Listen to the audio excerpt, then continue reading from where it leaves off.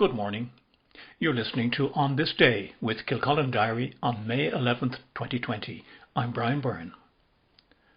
On May 11th, 1924, an agreement was signed between two German car companies that was to result 2 years later in the marketing of the first Mercedes-Benz, destined to become the best-known luxury car brand in the world.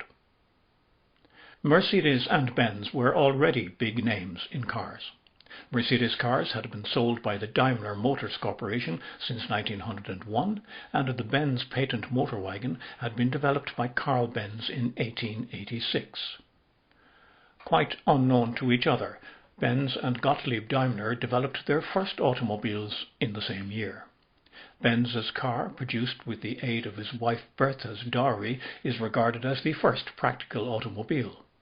Daimler was a gunsmith and draftsman by training, and his first car, with engineer acquaintance Wilhelm Maybach, was a stagecoach fitted with a petrol engine. Carl Benz was also an engineer, and after patenting his motor wagon, he further demonstrated his genius by inventing successively a speed regulation system for his two-stroke engine, electrical ignition, the spark plug, the float carburetor, the clutch, gearshift and the water radiator. Developments of almost all those systems are still essential components of today's cars. The Mercedes name was trademarked in 1902 by one Emil Jelinek, an entrepreneur and diplomat who sold Daimler cars to the rich and famous.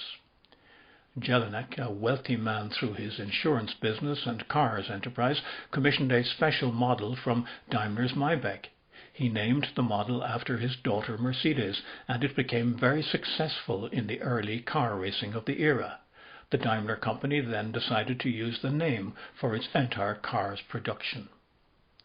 Gottlieb Daimler died in 1900, while Carl Benz lived on until 1929.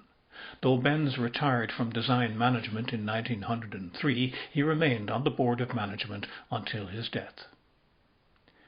Both car companies became strong rivals, the marketing of their products pushed on by wins and records in motor racing. Among these, the famous 1903 Gordon Bennett Cup race that took place near Kilcullen. But by the 1920s, after World War I, Germany was in economic crisis. There was hyperinflation, and sales by both car makers were diminishing. In order to realign costs of design, production and marketing, the Daimler and Benz companies signed an agreement of mutual interest in May 1924.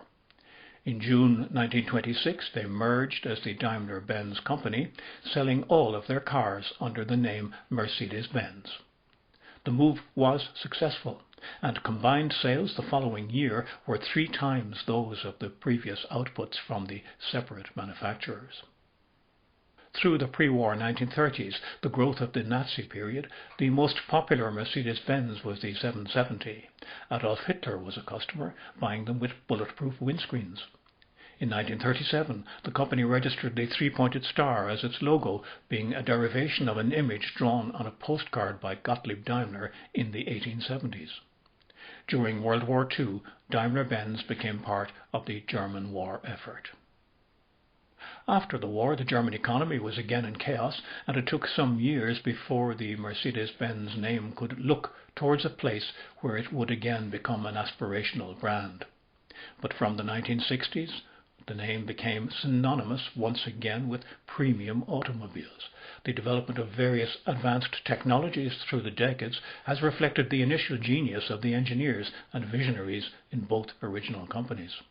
Among these were traction control, automotive anti-lock braking systems, pretensioners to seat belts, electronic stability programs, and automatic braking systems. In 2018, Mercedes-Benz became the largest producer of luxury cars in the world, with more than 2.3 million units rolling from its factories on every continent.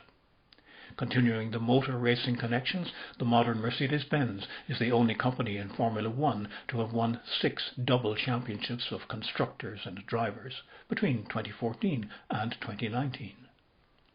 When specifying the car that he would call Mercedes, Emil Jelinek laid down strict specifications for the new model, stating, "I don't want a car for today or tomorrow.